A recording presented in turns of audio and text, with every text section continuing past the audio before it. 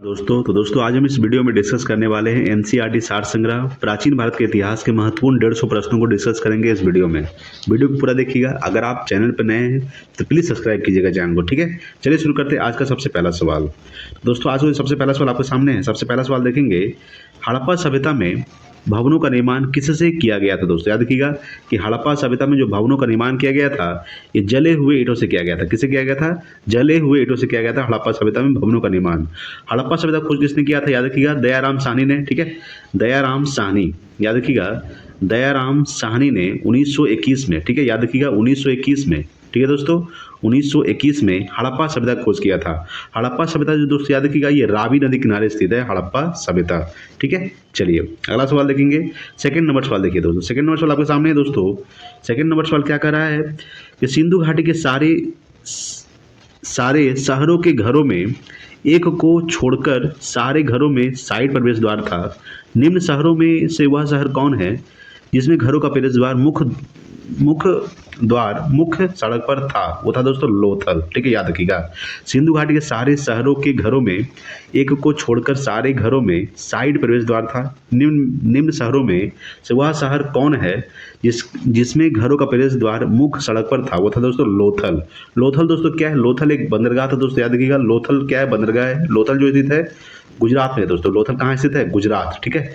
और लोथल दोस्तों ये भोगवा नदी किनारे स्थित है। याद रखिएगा लोथल जो है ये भोगवा नदी किनारे स्थित है, ठीक है। याद रखिएगा मोहनजोदड़ो दोस्तों कहाँ स्थित है? तो ये पंजाब के, याद रखिएगा पाकिस्तान के पंजाब के सिंध प्रांत में स्थित है दोस्तों मोहनजोदड़ो। इसका खोज किसने किया था? याद रखिएगा राखलदास बनर्जी ने 1922 में किया था। याद रखिएगा कि राखलदास बनर्जी ने मोहनजोदड़ो खोज किया था 1922 में। सबसे बड़ा स्नानागार कहाँ से मिला है दोस्तों? तो ये मोहनजोदड़ो से मिला है, ठीक है। कालीबंगा कहाँ स्थित है? ये राजस्थान में स्थित है। कालीबंगा से क्या मिला था? जूते हुए खेत के प्रमाण मिले थे और चूड़ी का प्रमाण भी कहाँ से मिला था दोस्तों? कालीबंगा से ही मिला था, ठीक है। चलिए अगला सवाल देखेंगे। 3 नंबर सवाल देखिएगा। 3 नंबर सवाल आपके सामने क्या कह रहा है? 3 नंबर सवाल है कि हड़प्पा के सिंधु स्थल के बाद किसने सिंधु सभ्यता को हड़प्पा सभ्यता का नाम दिया? वो दिया था दोस्तों डॉक्टर एस.आर. राव। याद रखिएगा कि डॉक्टर एस.आर. राव जो थे, याद रखिएगा ये हड़प्पा के सिंधु स्थल के बाद किसने सिंधु सभ्यता को हड़प्पा सभ्यता नाम दिया? तो डॉक्टर एस.आर. राव, ठीक है। चलिए अगला सवाल देखेंगे। 4 नंबर सवाल देखिए। 4 नंबर सवाल आपके सामने है कि सिंधु घाटी सभ्यता की विकसित अवस्था में निम्नलिखित में से किस स्थल से घरों में कुओं के अवशेष मिले हैं दोस्तों? याद रखिएगा मोहनजोदड़ो, ठीक है। याद रखिएगा कि सिंधु घाटी सभ्यता की विकसित अवस्था में निम्नलिखित में से किस स्थल से, तो याद रखिएगा मोहनजोदड़ो से घरों में कुआं के अवशेष मिले हैं। कहाँ से मिले हैं? मोहनजोदड़ो, ठीक है। मोहनजोदड़ो कहाँ स्थित है? याद रखिएगा दोस्तों मोहनजोदड़ो जो दोस्तों ये सिंधु नदी के किनारे स्थित है। याद रखिएगा मोहनजोदड़ो सिंधु नदी के किनारे स्थित है। मोहनजोदड़ो लोथल दोस्तों भगवा नदी के किनारे स्थित है। कालीबंगा याद रखिएगा घरघर नदी के किनारे स्थित है। और हड़प्पा जो है ये रावी नदी के किनारे स्थित है दोस्तों, ठीक है। चलिए अगला सवाल देखेंगे। 5 नंबर सवाल देखिए दोस्तों आपके सामने देखिएगा। 5 नंबर सवाल क्या कह रहा है दोस्तों? 5 नंबर सवाल देखिए दोस्तों क्या है, देखिए अगर देखेंगे दोस्तों 5 नंबर सवाल देखिएगा कि किस हड़प्पा संस्कृति स्थल से खुदाई में घोड़े की अस्थियां प्राप्त हुई दोस्तों? शुद्ध कोटड़ा। याद रखिएगा किस हड़प्पा संस्कृति स्थल से खुदाई में घोड़े की अस्थियां प्राप्त हुई है? तो शुद्ध कोटड़ा से प्राप्त हुई है दोस्तों, ठीक है। चलिए अगला सवाल देखेंगे। 6 नंबर सवाल देखिए। 6 नंबर सवाल दोस्तों आपके सामने 6 नंबर सवाल देखेंगे। सबसे पुरानी स्मृति कौन सी है? याद रखिएगा मनु स्मृति, ठीक है। सबसे पुरानी स्मृति कौन सी है? मनु स्मृति दोस्तों सबसे पुरानी स्मृति। चलिए अगला देखेंगे दोस्तों। 7 नंबर सवाल देखिएगा। 7 नंबर सवाल क्या है आपके सामने? 7 नंबर सवाल दोस्तों आपके सामने कि वैदिक साहित्य में निम्न में से कौन सा नहीं आता है दोस्तों? वो है दोस्तों वेदांग, ठीक है। तो वैदिक साहित्य में निम्न में से कौन सा नहीं आता है? तो वेदांग जो है ये नहीं आता है। चलिए अगला देखेंगे दोस्तों। 8 नंबर सवाल देखिए। 8 नंबर सवाल आपके सामने है, ठीक है। 8 नंबर सवाल देखिएगा। 8 नंबर सवाल क्या कह रहा है कि मानव आत्मा का एक शरीर से दूसरे शरीर में गमन किस वैदिक साहित्य का विश्वास है दोस्तों? यह दोस्तों उपनिषद। याद रखिएगा कि मानव आत्मा का एक शरीर से दूसरे शरीर में गमन किस वैदिक साहित्य का विश्वास है? उपनिषद का विश्वास है दोस्तों, ठीक है। चलिए अगला देखेंगे। 9 नंबर सवाल देखिए। 9 नंबर सवाल आपके सामने है कि देवासुर संग्राम की कहानी का वर्णन किसमें है दोस्तों? तो यह है दोस्तों ऐतरेय ब्राह्मण में, ठीक है। याद रखिएगा कि देवासुर संग्राम की जो कहानी का वर्णन है किसमें है? तो ऐतरेय ब्राह्मण में है दोस्तों। चलिए अगला देखेंगे 10 नंबर सवाल देखिए। 10 नंबर सवाल दोस्तों आपके सामने देखिएगा।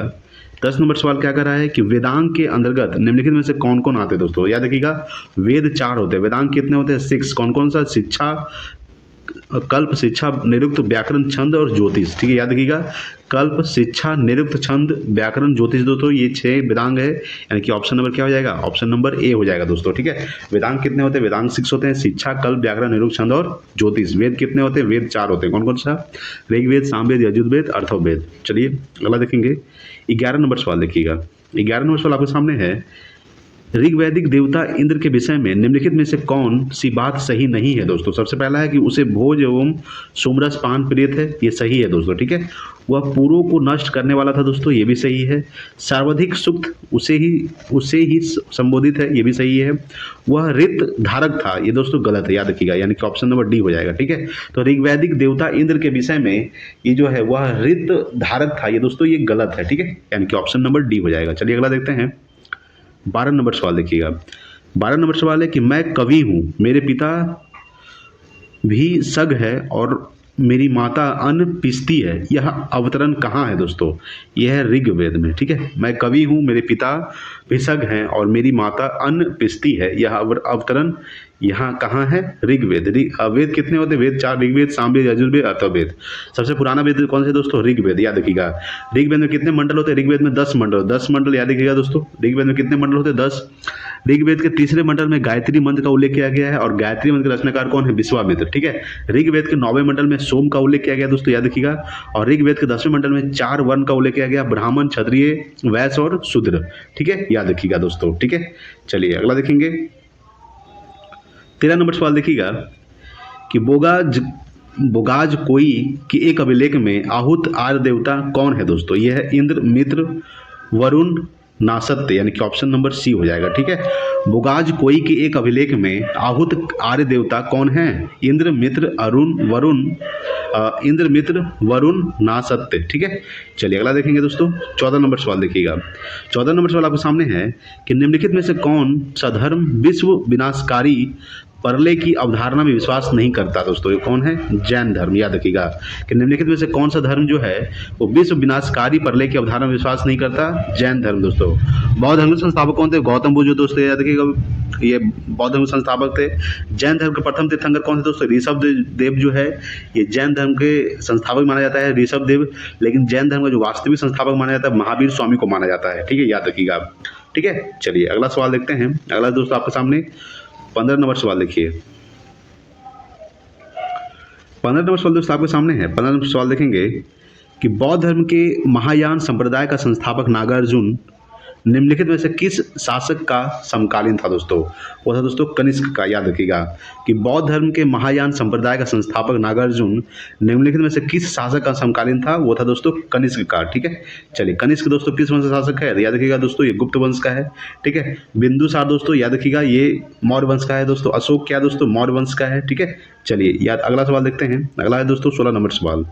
16 नंबर सवाल देखेंगे आपके सामने क्या है कि यहाँ यह मानते हैं कि भगवान बुद्ध ने अपना पहला उपदेश दिया था।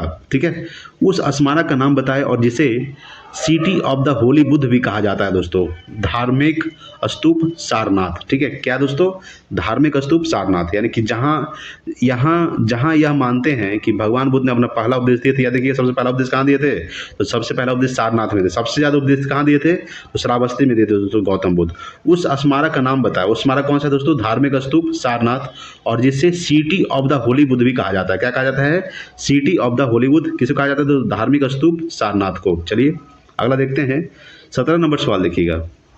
17 नंबर सवाल है कि निम्नलिखित में से कौन एक मगध साम्राज्य की राजधानी नहीं रहा दोस्तों, याद रखिएगा कौशाम्बी। ठीक है, याद रखिएगा कौशाम्बी जो दोस्तों ये मगध साम्राज्य की राजधानी नहीं रहा है।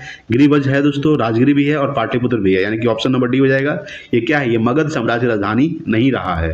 चलिए अगला देखते हैं 18 नंबर सवाल देखिए। 18 नंबर सवाल आपके सामने है कि प्राचीन श्रावस्ती का नगर विन्यास किस आकृति का था दोस्तों, वो था अर्ध चंद्राकार। क्या था दोस्तों, अर्ध चंद्राकार था। प्राचीन श्रावस्ती का नगर विन्यास किस आकृति का था, अर्ध चंद्राकार था दोस्तों। अगर बात करें सबसे ज्यादा उपदेश कहाँ दिए थे, गौतम बुद्ध तो श्रावस्ती में दिए थे, याद रखिएगा। चलिए अगला देखते हैं 19 नंबर सवाल। 19 नंबर सवाल आपके सामने है कि कौन सा मगध शासक वैशाली की प्रसिद्ध नृत्यांगना आम्रपाली के प्यार में पड़ गया था? आजाद शत्रु दोस्तों, याद रखिएगा। बात करेंगे कौन सा मगध शासक वैशाली की प्रसिद्ध नृत्यांगना आम्रपाली के प्यार में पड़ गया था? आजाद शत्रु दोस्तों, ठीक है, याद रखिएगा। अजात शत्रु किस वंश का शासक है? अजात शत्रु दोस्तों हर्यक वंश का शासक है, याद रखिएगा, ठीक है। हर्यक वंश का संस्थापक कौन था? तो बिंबिसार जो था ये हर्यक वंश का संस्थापक था, ठीक है। चलिए अगला देखेंगे, 20 नंबर सवाल देखिएगा। 20 नंबर सवाल दोस्तों आपके सामने है। 20 नंबर सवाल देखेंगे क्या कह रहा है। सिकंदर भारत में कितने माह रहा दोस्तों? यह देखिएगा 19 माह तक रहा था, ठीक है। सिकंदर जो था ये भारत में कितने माह तक रहा था? 19 महीने तक रहा था सिकंदर भारत में। चलिए अगला देखेंगे, 21 नंबर सवाल देखिए। 21 नंबर सवाल आपके सामने है दोस्तों, याद देखिएगा। 21 नंबर सवाल देखेंगे। 21 नंबर सवाल क्या है कि युद्ध भूमि में बड़ी संख्या में सैनिकों के मारे जाने अथवा आहत हो जाने के बाद किस भारतीय गण अथवा राज्य की स्त्रियों ने सिकंदर के विरुद्ध अस्त्र धारण किया था दोस्तों? किसने किया था? तो वो किया था दोस्तों मशक ने किया था। किसने किया था? मशक ने, ठीक है, याद रखिएगा। ऑप्शन नंबर डी हो जाएगा 21 का। अगला देखेंगे 22 नंबर सवाल देखिए।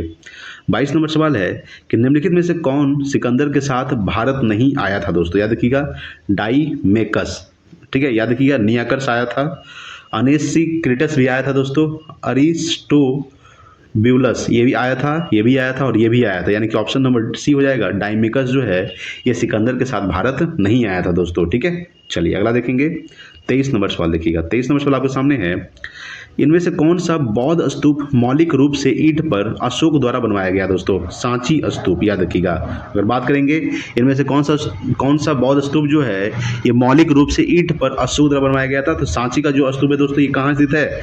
एमपी यानी कि मध्य प्रदेश में स्थित है दोस्तों। सांची का स्तूप किसके द्वारा बनवाया गया था? अशोक के द्वारा बनवाया गया था दोस्तों, ठीक है।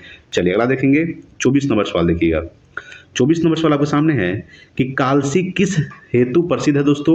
ये स्थित है अशोक के शिलालेख के कारण, ठीक है, याद रखिएगा, यानी कि ऑप्शन नंबर सी हो जाएगा। अशोक के शिलालेख के कारण स्थित है दोस्तों कालसी। कालसी किस हेतु प्रसिद्ध है? अशोक के शिलालेख के कारण प्रसिद्ध है दोस्तों, ठीक है। चलिए अगला देखेंगे दोस्तों, 25 नंबर सवाल देखिएगा। 25 नंबर सवाल क्या कह रहा है कि अशोक के निम्न में से किस शिलालेख में 1 ग्राम के भू राजस्व में रियायत का उल्लेख है दोस्तों? यानी अशोक के निम्न में से किस शिलालेख में 1 ग्राम के भू राजस्व में रियायत का उल्लेख है? आइए इसका ऑप्शन देखते हैं। 25 का ऑप्शन नंबर क्या हो जाएगा? इसका उल्लेख है दोस्तों लुम्बिनी का स्तंभ लेख, याद रखिए क्या हो जाएगा? लुम्बिनी का स्तंभ लेख में उल्लेख है दोस्तों, ठीक है। चलिए अगला देखेंगे, 26 नंबर सवाल देखिए। 26 नंबर सवाल क्या कह रहा है? 26 नंबर सवाल देखेंगे। 26 नंबर सवाल देखिएगा कि मौर्य काल के दौरान, ठीक है, शिक्षा का सबसे प्रसिद्ध केंद्र निम्न में से कौन सा था दोस्तों? यह था दोस्तों तक्षशिला, याद रखिएगा कि मौर्य काल के दौरान शिक्षा का सबसे प्रसिद्ध केंद्र निम्न में से कौन सा था? तक्षशिला था दोस्तों, ठीक है। चलिए अगला देखेंगे, 27 नंबर सवाल देखिएगा। 27 नंबर सवाल क्या कर रहा है? 27 नंबर सवाल देखिए कि निम्नांकित में से कौन सा अशोक कालीन अभिलेख खरोष्टी लिपि में है दोस्तों? शाहबाज गढ़ी, ठीक है, याद रखिएगा। निम्नांकित में से कौन सा अशोक कालीन अभिलेख खरोष्टी लिपि में है? शाहबाज गढ़ी। चलिए अगला देखेंगे, 28 नंबर सवाल देखिए दोस्तों आपके सामने 28 है कि बिंदुसार के शासन काल में कहाँ पर विद्रोह हुआ था दोस्तों? तक्षशिला में हुआ था, याद रखिएगा कि बिंदुसार के शासन काल में कहाँ पर विद्रोह हुआ था? तो तक्षशिला में विद्रोह हुआ था बिंदुसार के शासन काल में। चलिए अगला देखेंगे, 29 नंबर सवाल देखिएगा, ठीक है। 29 नंबर सवाल दोस्तों आपके सामने, खरोष्टी लिपि की उत्पत्ति किससे हुई? अरामाइक से हुई दोस्तों, याद रखिएगा। खरोष्टी लिपि की जो उत्पत्ति किससे हुई? अरामाइक से हुई है दोस्तों, ठीक है। खरोष्टी लिपि की उत्पत्ति कैसे हुई? अरामाइक से, ठीक है, याद रखिएगा। चलिए अगला देखते हैं, 30 नंबर सवाल देखिए दोस्तों। 30 नंबर सवाल आपके सामने है कि मौर्य काल में लक्षणाध्यक्ष कौन था दोस्तों? यहाँ पे पशुओं के लक्षणों पर ज्ञान रखने वाला अधिकारी था, एक पेशेवर ज्योतिषी था, या फिर मार्च के संकेतों का प्रभारी कर्मचारी था? आइए चौथा ऑप्शन देखते हैं दोस्तों, ठीक है। चौथा ऑप्शन है कि टकसाल का प्रभावी कर्मचारी था दोस्तों। क्या हो जाएगा इसका आंसर? ऑप्शन नंबर डी हो जाएगा, टकसाल का प्रभावी कर्मचारी था दोस्तों, ठीक है। अगला दोस्तों 31 नंबर सवाल है कि मेगास्थनीज कहता है कि भारत में दास प्रथा नहीं थी। यह उक्ति इसलिए की गई थी क्योंकि कि भारत में दास प्रथा उस पराकाष्ठा पर नहीं थी जैसा कि उसने ग्रीस में देखा था, यानी कि ऑप्शन नंबर इसका बी हो जाएगा, ठीक है, याद रखिएगा कि मेगास्थनीज दोस्तों, मेगास्थनीज की पुस्तक का क्या नाम है? याद रखिएगा कि मेगास्थनीज की पुस्तक का नाम इंडिका है दोस्तों, ठीक है, याद रखिएगा। तो मेगास्थनीज कहता है कि भारत में दास प्रथा नहीं थी।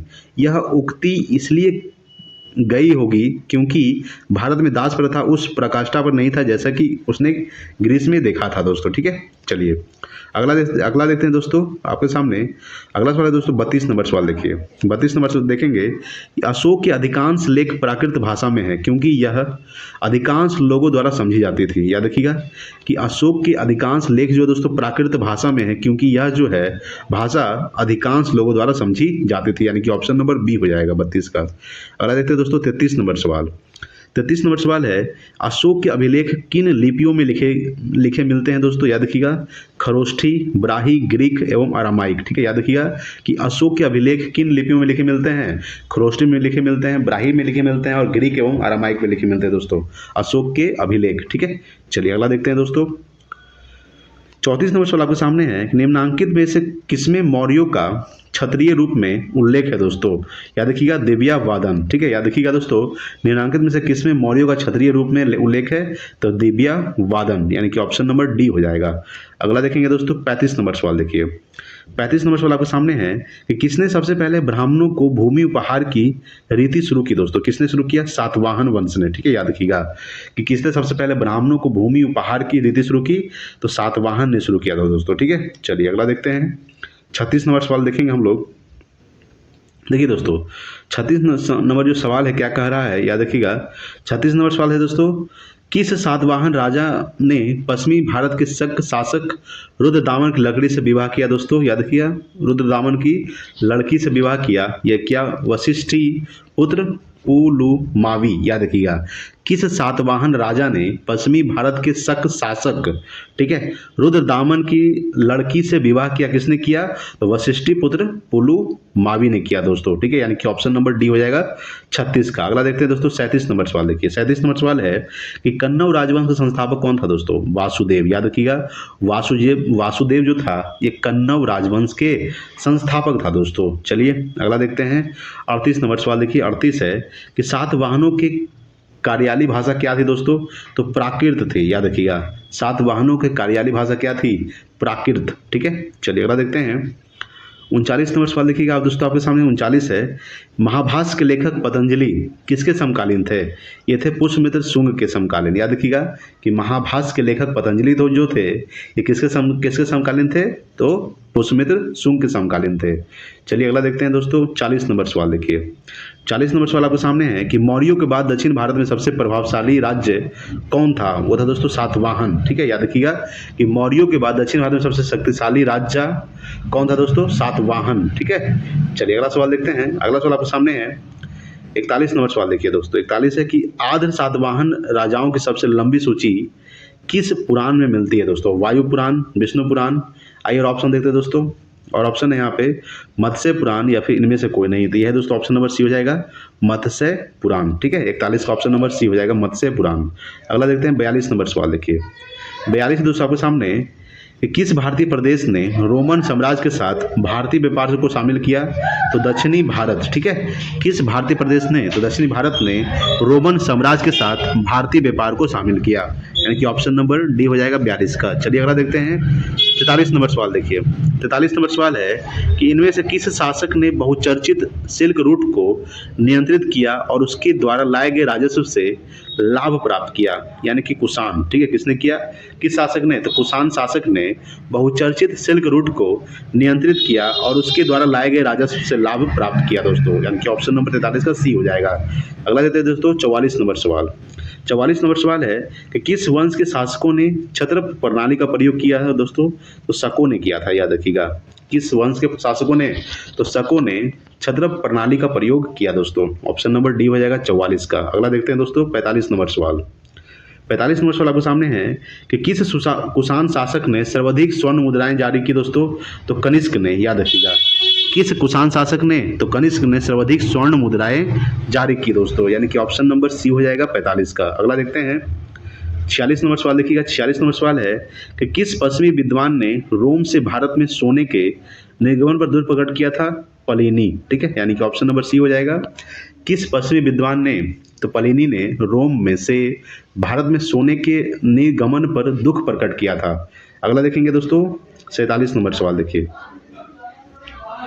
47 आपके सामने दोस्तों 47 नंबर सवाल देखेंगे कि निम्नलिखित में से किस बंदरगाह को पेरिप्लस ऑफ द एरियन सी का लेखक पैडोक के रूप में जाना जाता था दोस्तों? तो अरिक मेडू, ठीक है, याद रखिएगा। निम्नलिखित में से किस बंदरगाह को, तो अरिक मेडू को पेरीप्लस, ठीक है, पेरीप्लस ऑफ द एरियन सी का लेखक पैडोक के रूप में जाना जाता था। चलिए अगला देखते हैं 48 नंबर सवाल। देखिए 48 है कि निम्नलिखित में से रोम को क्या निर्यात नहीं किया जाता था दोस्तों? तो मदिरा, ठीक है, याद रखिएगा कि निम्नलिखित में से रोम को क्या निर्यात नहीं किया जाता था? तो मदिरा नहीं निर्यात किया जाता था, वस्त्र निर्यात किया जाता था, हाथी का दांत किया जाता था और काली मिर्च किया जाता था, मदिरा नहीं किया जाता था। यानी कि ऑप्शन नंबर सी हो जाएगा 48 का। 49 नंबर सवाल देखेंगे।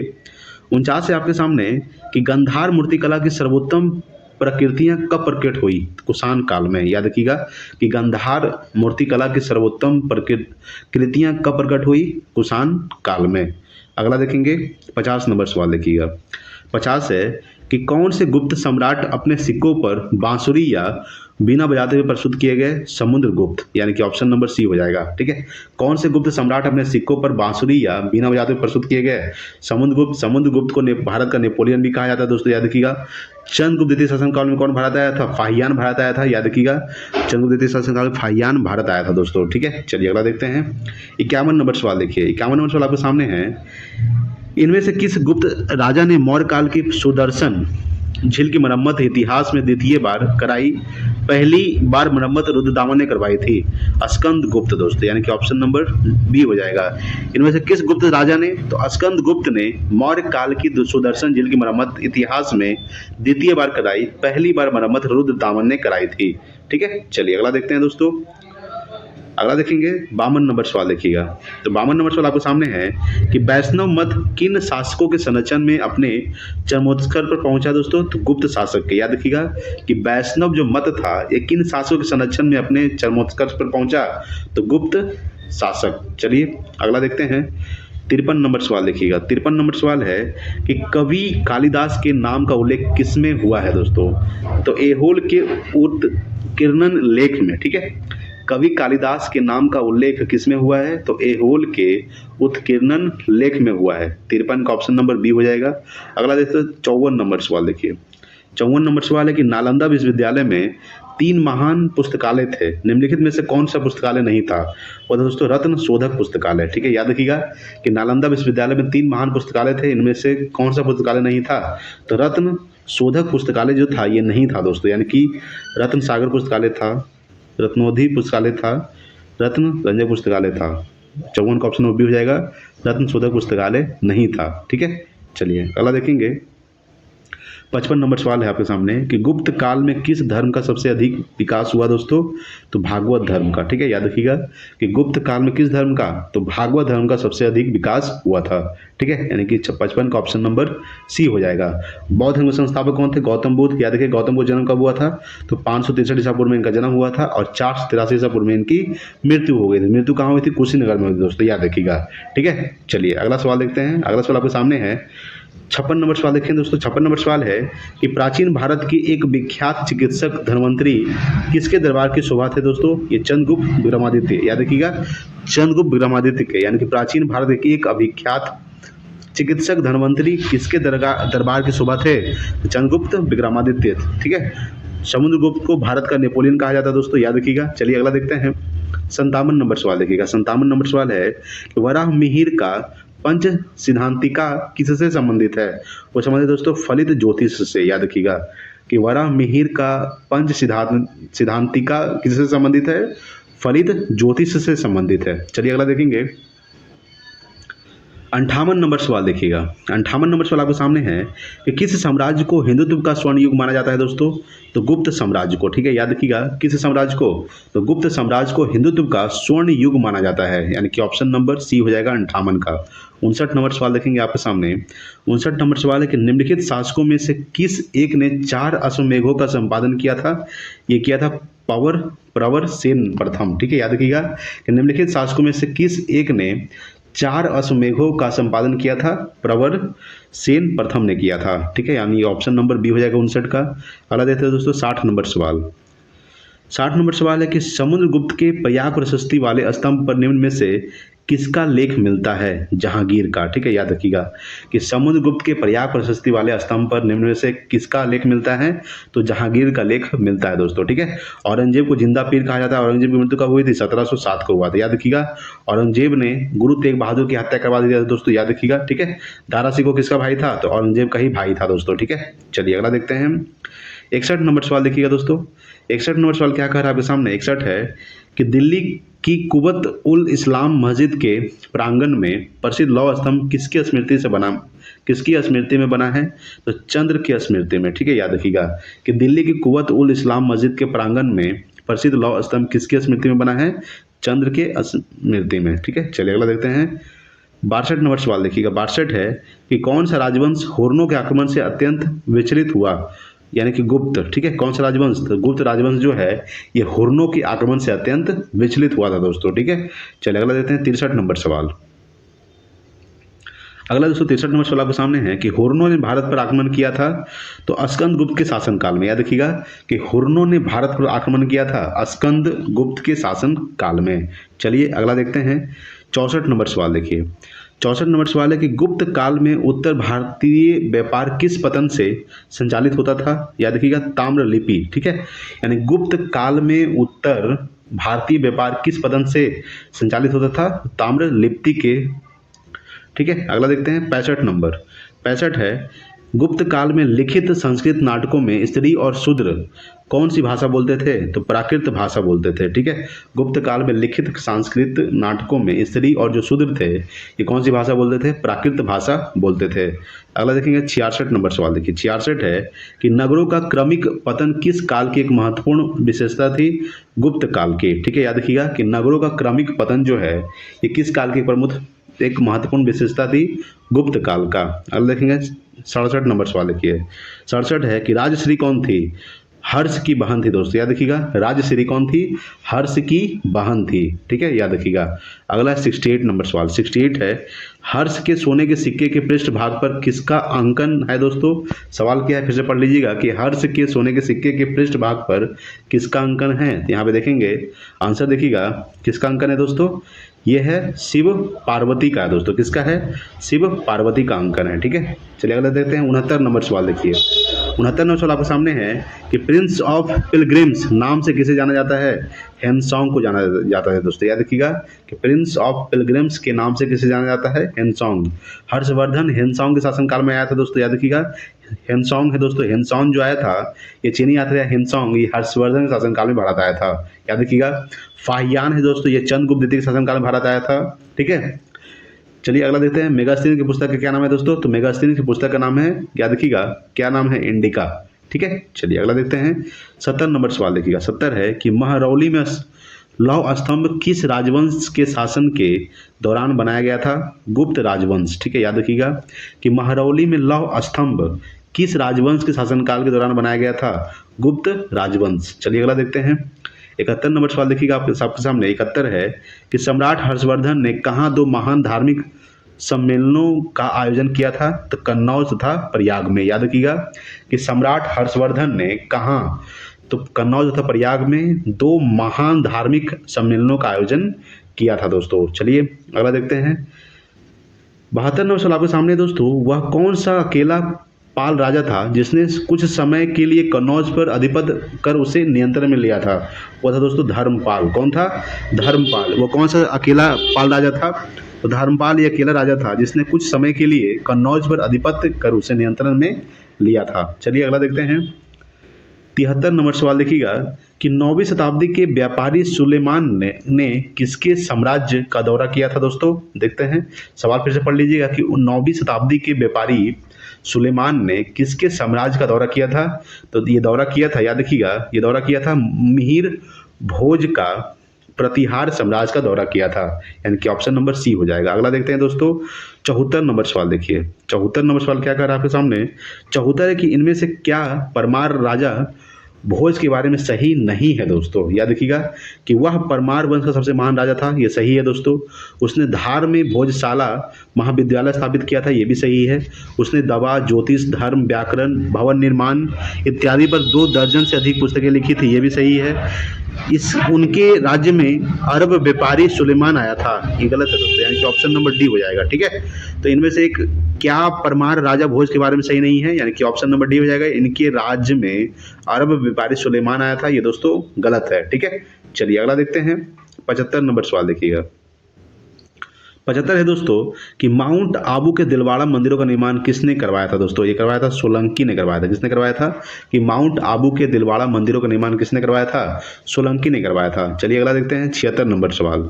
76 है दोस्तों आपके सामने कि राजस्थान में माउंट आबू जो जैन मंदिरों के लिए प्रसिद्ध है, ये किस रूप में जाना जाता है, तो दिलवाड़ा मंदिर के रूप में जाना जाता है दोस्तों। ठीक है, राजस्थान के में माउंट आबू जो जैन मंदिरों के लिए प्रसिद्ध है, किस रूप में जाना जाता है, दिलवाड़ा मंदिर के रूप में। चलिए अगला देखते हैं। 77 नंबर सवाल देखिएगा। गीत गोविंद की रचयिता जयदेव का संरक्षक कौन शासक था, वो था दोस्तों लक्ष्मण सेन। ठीक है, याद रखिएगा कि गीत गोविंद की रचयिता जयदेव का संरक्षक कौन शासक था, लक्ष्मण सेन था। अगला देखेंगे 78 नंबर सवाल। 78 है कि साहित्य के प्रख्यात समर्थक राजा भोज किस वंश से जुड़े थे, परमार राजवंश से जुड़े थे। याद रखिएगा कि साहित्य के प्रख्यात समर्थक राजा भोज जो थे, ये परमार वंश से जुड़े हुए थे। चलिए अगला देखते हैं। 79 नंबर सवाल देखिए दोस्तों। 79 नंबर सवाल आपके सामने है कि निम्नलिखित मंदिरों में से किसे यूरोपीय नाविकों द्वारा ब्लैक पगोडा भी कहा जाता है दोस्तों, तो कोणार्क मंदिर को। याद रखिएगा कि निम्नलिखित मंदिरों में से किसे यूरोपीय नाविकों द्वारा ब्लैक पैगोडा भी कहा जाता है, ये कहा जाता है कोणार्क मंदिर का निर्माण किसने करवाया था, नरसिंह देव बर्मन प्रथम ने करवाया था। याद रखिएगा कोणार्क मंदिर कहाँ स्थित है, ये ओडिशा में स्थित है दोस्तों। याद रखिएगा ओडिशा में स्थित है कोणार्क मंदिर। चलिए जगन्नाथ मंदिर भी ओडिशा में स्थित है दोस्तों। ठीक है, चलिए अगला देखते हैं। 80 नंबर सवाल देखिएगा। 80 नंबर सवाल है कि खजुराहो मंदिर वास्तुकला के किस शैली को उजागर करता है दोस्तों, ये करता है नागर शैली। ठीक है, यानी कि ऑप्शन नंबर डी हो जाएगा। याद रखिएगा कि खजुराहो मंदिर वास्तुकला के किस शैली को उजागर करता है, तो नागर शैली को उजागर करता है दोस्तों। ठीक है, चलिए अगला देखते हैं। 81 नंबर सवाल देखिए। 81 है कि वह कौन कवि था जिसने पृथ्वीराज रासो नामक एक कविता लिखी थी, जिसमें पृथ्वीराज चौहान के जीवन का वर्णन है दोस्तों, तो चंद बरदाई।